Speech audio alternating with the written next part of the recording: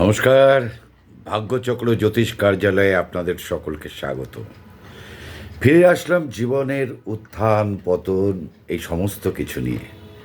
কারণ জ্যোতিষশাস্ত্র বলে আপনার জীবনের উত্থান পতন লুকিয়ে আছে সেই গ্রহ নক্ষত্রের মধ্যে। আসলে আমাদের 7টা গ্রহ এবং 2টি ছায়াগ্রহ।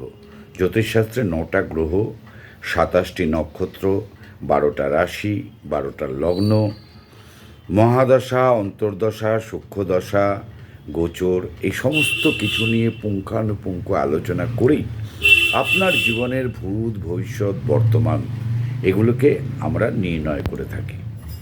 একজন ভালো জ্যোতিষী কিন্তু ভালো ক্যালকুলেশন করলে আপনার জীবনের পাস্ট, বর্তমান, প্রেজেন্ট, ফিউচার, ভবিষ্যৎ এই সমস্ত কিছু বলে দিতে পারেন। এবার আপনি বিশ্বাস করবেন তখনই যখন আপনার পাস্ট যেটা আছে সেটাকে ক্যালকুলেশন করে তিনি আপনার সামনে উপস্থাপিত করবেন। এবার আপনি তখনই বুঝতে পারবেন যে অ্যাস্ট্রোলজি কী জিনিস।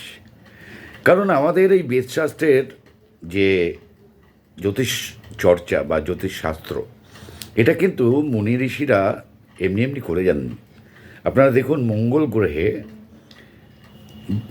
যে বিজ্ঞানীরা গেল, মহাকাশচারীরা,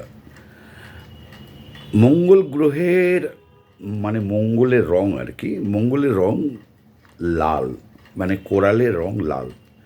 এটা আমাদের মুনি ঋষিরা বলে গেছিলেন। আর বর্তমানে বিজ্ঞানীরা সেই মঙ্গল গ্রহে গিয়ে বলল মঙ্গল গ্রহে রেড আয়রন অক্সাইড আছে বলেই মঙ্গলের রং লাল। তাহলে তারা কি করে জানলেন? তাহলে সায়েন্স হয়তো বর্তমানের চেয়ে আরও উন্নত ছিল, অথবা আমাদের মুনি ঋষিদের দিব্য দৃষ্টি জ্ঞানচক্ষু এতটাই ছিল যে তারা সেগুলো ক্যালকুলেশন করে বলতে পারতেন এবং দেখতে পারতেন।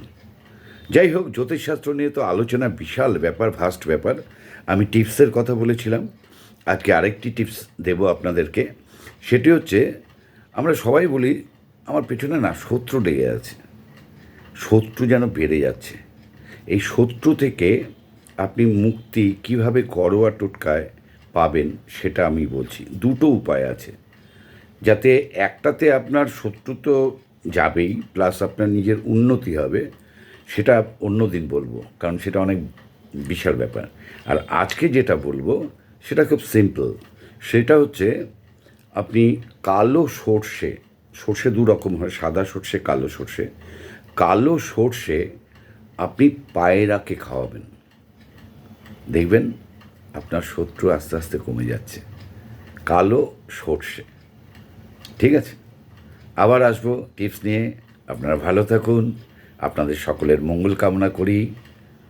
ভাগ্যচক্র জ্যোতিষ কার্যালয়ে আপনাদের আমন্ত্রণ রইল। নমস্কার।